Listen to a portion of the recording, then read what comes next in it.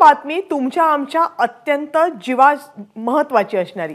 आपण बाजारात गेलो की बिनदिक्कतपणे 500च्या नोटांचा व्यवहार करतो। बाजारात कुणी 500ची नोट तुमच्याकडे दिली तर तुम्ही कुरबुर न करता स्वीकारता सुद्धा। पण आता मात्र जर 500ची नोट तुम्ही घेणार असाल तर डोळ्यात तेल घालून ती तपासा। आणि याचं कारण आहे महाराष्ट्रामध्ये झालेला बनावट नोटांच्या कारखान्याचा पर्दाफाश। आणि हा कारखाना बाकी कुठे नाही, पुण्यामध्ये सापडलाय। बघूयात पुणे ते चीन असं कनेक्शन असलेल्या बनावट नोटांचा काळा बाजार नेमका कसा झालाय स्पेशल रिपोर्ट मधून। 500 रुपयांची खरी नोट ओळखा। पिंपरी चिंचवड मध्ये बनावट नोटांची टांगसाळ। 500 रुपयांची ही खरी नोट, 500 रुपयांची ही खोटी नोट। या दोन्ही नोटा एकत्र पाहिल्या तर यातला फरक लक्षात येणार नाही। धक्कादायक बाब म्हणजे अशा बनावट नोटा सध्या बाजारात आहेत। गेल्या काही दिवसांपासून सुरू असलेला हा गैरप्रकार पिंपरी चिंचवड पोलिसांनी उजेडात आणलाय। खोट्या नोटांची छपाई सुरू असतानाच पोलिसांनी छापा टाकला। इथे ही छपाई कशी सुरू होती ते पहा।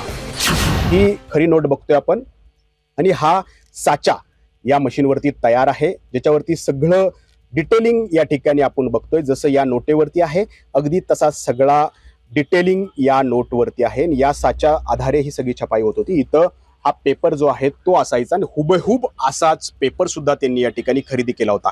अलीबाबा या वेबसाईटवरून थेट चीनवरून या पेपरची खरेदी करण्यात आली होती। या अनुषंगाने चीनकडे या तारची माहिती कशी पोहोचली याचाही तपास आता पिंपरी चिंचवड पोलिसांकडून केला जाणार आहे।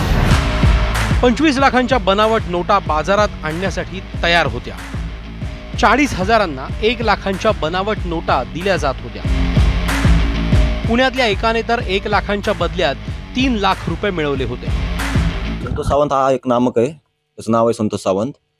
तर तो म्हणे 1 लाख रुपये मला दे म्हणे, 1 लाखाचे मी 3 लाख रुपये देतो। मला त्या अपेक्षाने वाटलं बाबा देईल म्हणून, तर मला त्यानं फक्त ह्या 2 नोटा दिल्या आणि 2 ह्या नोटा दिल्यानंतर मला रूमवर जा म्हणला।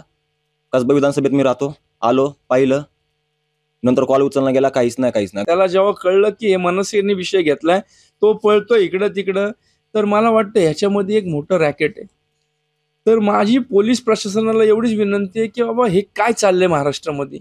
जर अशा विद्यार्थ्यांकडनं जर लोक फसवणूक करत असतील, आता हा एकटा समोर आला, आज मनसेकडे आला म्हणून हा विषय बाहेर पडला, पण अशा कितीतरी लोकांची फसवणूक होत असेल तर याचा पोलिसांनी तपास करावा, गृहमंत्र्यांनी याच्यामध्ये लक्ष घालावं आणि काय तो योग्य तो विषयाचा छडा लावा एवढी।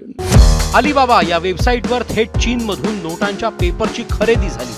पुण्यातल्या आप्पा बळवंत चौकातून छपाईचं मशीन खरेदी करण्यात आलं। विशेष म्हणजे खऱ्या नोटेची ओळख असलेली तारही जुन्या नोटेत आढळल्याने खळबळ माजली। चीनकडे या तारेची माहिती पोहोचलीच कशी याचा शोध घेतला जातोय। 500 रुपयांच्या बनावट नोटा बाजारात आल्याचा पुरावाच एबीपी माझाने दिलाय। अशा नकली नोटा बाजारात किती आहेत, या टोळीच्या मुळाशी कोण आहे हे शोधण्याचं मोठं आव्हान आता पोलिसांसमोर आहे। नजीम मुल्ला, एबीपी माझा, पिंपरी चिंचवड। एबीपी माझा, उघडा डोळे बघा नीट।